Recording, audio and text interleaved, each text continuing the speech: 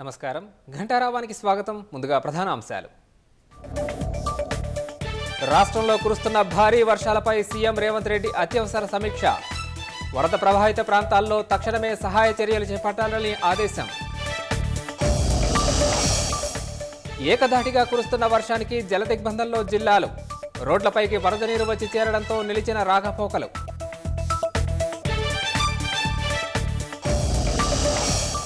పాలమూరు జిల్లాల్లో వానల దాటికి జనజీవనం అస్తవ్యస్తం వరద ఉధృతితో పలు గ్రామాలకు నిలిచిన రాకపోకలు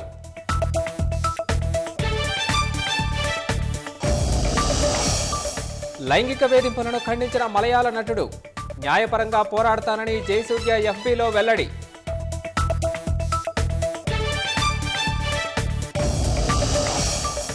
అమెరికా అధ్యక్ష ఎన్నికల అభ్యర్థుల మధ్య విమర్శల పర్వం